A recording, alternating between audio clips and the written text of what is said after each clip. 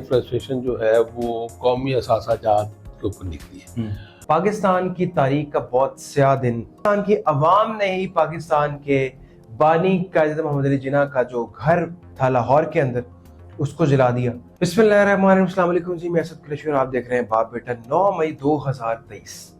پاکستان کی تاریخ کا بہت سیاہ دن اس کو اگر کہیں تو شاید یہ غلط نہیں ہوگا،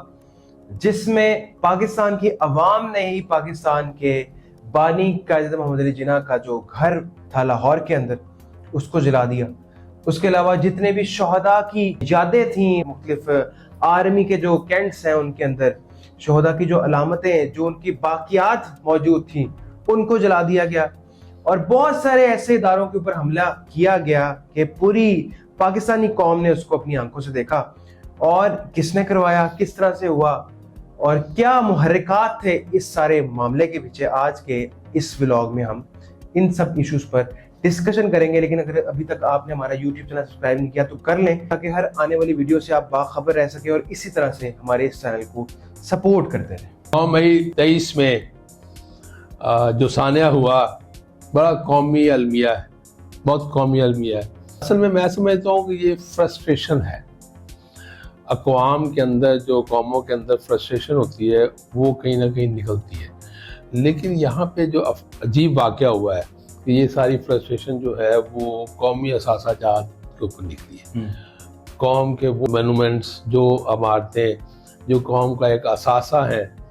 اس کے اوپر جا کے انہوں نے حملے کیے اور ان کو جلایا۔ میں گیا، آپ کے ساتھ ہی گیا تھا، ہم لوگ گئے تھے، وزٹ کر کے آئے تھے، اور وہاں جا کے حقیقت ہے کہ رونگٹے کھڑے ہو گئے کہ کیا کیا ہے۔ کوئی چیز نہیں تھی اس سنا ہال کی، لاہور کی، کہ جو جل کے خاک استر نہ ہو گئی ہو۔ کوئی ایسی بات نہیں تھی۔ اس میں بحث ہو سکتی ہے کہ کس نے کیا، کس طرح سے ہوا، لیکن ہوا تو ایک واقعہ ہوا، اور ایک واقعہ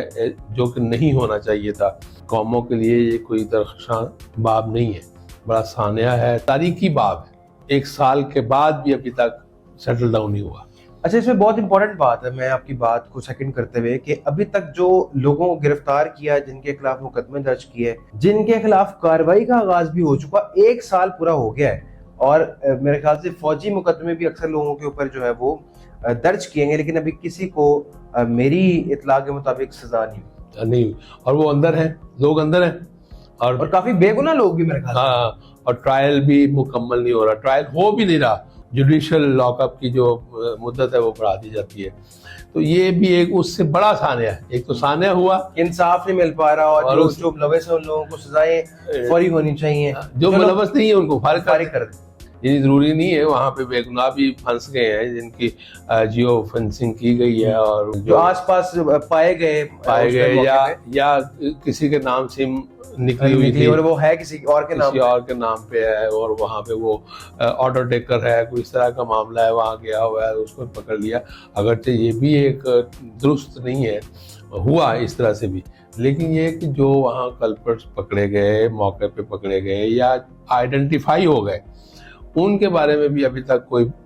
جو ہے ٹرائل نہیں ہو سکا۔ یہ اس سے بڑا سانحہ ہے۔ ایک 9 مئی 2023 کو سانحہ ہوا، اور 2024 کو بھی ایک سانحہ ہے کہ ابھی تک لوگوں کو انصاف ہی نہیں مل پایا، جو لوگ ملوث ہیں ان کو سزا بھی نہیں ہو پائی۔ اچھا، یہ اگر ہو جاتا، اب دیکھیں نا اس دوران گورنمنٹس چینج ہوئی ہیں، دوسری اس وقت جو تھی گورنمنٹ، اس کے بعد پنجاب کیئر ٹیکر گورنمنٹ جو 1 سال رہی، اور اس کے بعد اب منتخب حکومت آ گئی، اور چیف آف آرمی اسٹاف وہی ہے جو 2023 میں تھے، اب بھی وہی ہے۔ تو میرا کہنے کا مقصد یہ ہے کہ اس سارے ٹینیور میں کسی بھی ادارے نے فیصلہ نہیں کیا، اور کوئی ایکشن نہیں ہوا، اور ایکشن نہ ہونے کی وجہ سے یہ معاملات جو ہیں وہ مزید حوصلہ ملتا جا رہا ہے لوگوں کو اپنی فرسٹریشن بھڑاس نکالنے کا، یہ طریقہ اختیار کرنے کا۔ یعنی ہم لوگوں احتجاج پوری دنیا میں ہوتا ہے، یہ نہیں کہ نہیں ہوتا۔ ابھی یہ دیکھیں نا، کولمبیا یونیورسٹیز میں اور باقی جگہوں پہ ورلڈ وائڈ احتجاج ہو رہا ہے فلسطین کے ایشو پہ،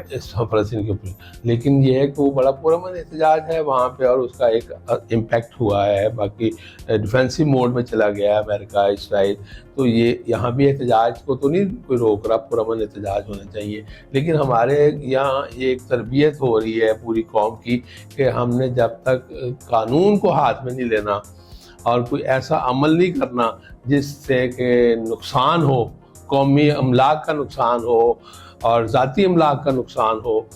اس وقت تک ہمارا احتجاج جو ہے وہ تسکین کے قابل نہیں ہوتا، قبولیت اس کے وقت قابل۔ جو ہے پاکستان کی عوام بہت زیادہ غصے میں بھی ہے اور ان کی اندر شدت بھی پائی جاتی ہے، اور اداروں کے خلاف لوگ بہت زیادہ کھڑے ہوتے جا رہے ہیں۔ شاید اداروں کو بھی اس طرح کی پالیسی بنانی چاہیے جو عوام دوست پالیسیاں ہوں، جس سے عوام جو ہے وہ کوئی شعور حاصل کر سکے اور عوام کو لگے واقعتاً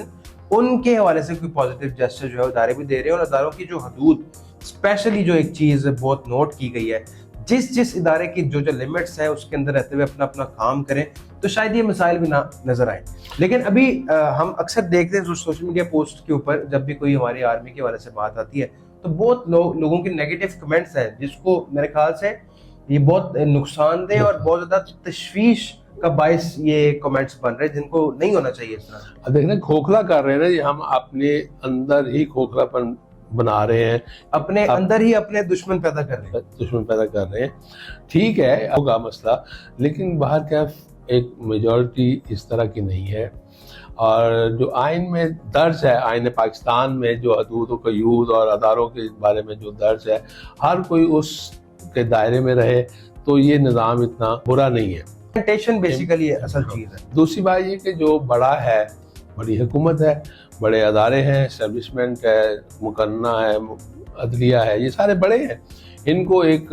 مل بیٹھ کے ایک ڈائیلاگ کرنا چاہیے، قومی ڈائیلاگ اس کو کرے، یہ ادارے کریں، اس کے بعد یہ پارٹیوں کو بھی شامل کریں، عوام کو بھی شامل کریں، اور یہ ایک فضا بنائیں، یہ تربیت کی فضا ہے، یہ تعلیم کی فضا ہے کہ بھی ہم نے ایک دوسرے کو برداشت بھی کرنا ہے، ایک دوسرے کی تنقید بھی سننی ہے۔ اردو ادب میں تنقیدی مجالس ہوتی ہیں، شاعری کے اوپر یا نثر کے اوپر یا افسانے کے اوپر، تو ایک پڑھتا ہے، دوسرے لوگ اس کے اوپر تنقید کرتے ہیں کہ بھی یہ ٹھیک نہیں ہے، یہ ٹھیک نہیں ہے، تو وہ بڑے آرام سے بعد میں چائے پیتے ہیں اور چلے جاتے ہیں، اور اس کا نام ہی تنقیدی مجالس ہے یا نشست ہے، تنقید برائے اصلاح جو ہے اصلاح ہے، وہ اگر ہو سکتی ہے تو اتنے بڑے سیٹ اپ کے، اتنے بڑے جو ہے نا وہ سسٹم کے اندر تو یقینی بات ہونی چاہیے۔ تو ایک یونیورسٹیز اس میں بڑے بنیادی کردار ادا کر سکتی ہیں۔ لیکن یہ دیکھیں، ہمارا ملک ہے، آج ہم اس ملک کو گالیاں نکالتے ہیں جس نے ہمیں یہاں پر لا کر کھڑا کیا ہے، جس کی مٹی نے ہمیں جو ہے اس قابل بنایا کہ آج ہم جو ہے وہ پوری دنیا کو للکار سکتے ہیں کہ ایٹمی پاور ہے، ایک ایٹمی طاقت ہے، اور اس ملک کے اندر کیا اللہ پاک نے نہیں دیا، ہر چیز، ہر موسم، ہر فصل اس ملک کے اندر موجود ہے۔ باہر کے ملکوں میں یہ سب میسر نہیں ہے، مہینوں لوگ دن کو ترستے ہیں، مہینوں رات کو ترستے ہیں، پھلوں کو ترستے ہیں، فصلوں کو ترستے ہیں، اناج کو ترستے ہیں، باہر کے ملکوں سے منگواتے ہیں، اور ہم اپنے اس ملک کے اندر جہاں سے بلوچستان میں اتنے ذخائر موجود ہیں، KPK سے اتنی چیزیں ہمیں ملتی ہیں، پنجاب ہمارا بالکل ایگریکلچر لینڈ ہے اور یہاں سے ہمیں فصلیں ملتی ہیں، اور سندھ اتنا زبردست ہمارا ٹریڈیشنل ایک صوبہ ہے، تو اللہ تعالیٰ نے ایک پورا ایک سسٹم میں بنایا، اوپر کشمیر دیکھیں کتنی خوبصورتی ہے، تو ہمیں اس ملک کی قدر کرنی چاہیے۔ جو ہمارے آپس کے جو معاملات ہیں، ہماری جو الجھنیں ہیں، ہمارے جو آپ کہہ لیں کہ ڈفرینسز ہیں، وہ شاید افراد کے ساتھ ہیں، اس ملک کے ساتھ نہیں ہے۔ افراد کے ساتھ آپ اپنے ڈفرینسز کو ضرور رکھیے، بلکہ میں تو کہتا ہوں کہ اس کو بھی آپ جو ہے وہ سالو کرنے کی طرف جائیں۔ اس ملک کا جو ہے بالکل کوئی قصور نہیں ہے جو اس ساری جنگ کے اندر جو ہے وہ پستا جا رہا ہے، اور انشاءاللہ اس ملک میں بہت بہتری آئے گی۔ یہ کوئی افسانوی باتیں نہیں ہیں، یہ ریالٹی انشاءاللہ سب کو نظر آئے گی۔ ہم سب نے اس ملک کی حفاظت کرنی ہے، اور ہم سب ہی اس ملک کے پاسبان بھی ہیں، اس کی حفاظت کرنے والوں میں شامل بھی ہیں۔ اپنا بہت سارا خیال رکھیے گا، اگلی ویڈیو ملاقات ہوگی، تب تک کے لیے اللہ حافظ، اور پاکستان زندہ باد۔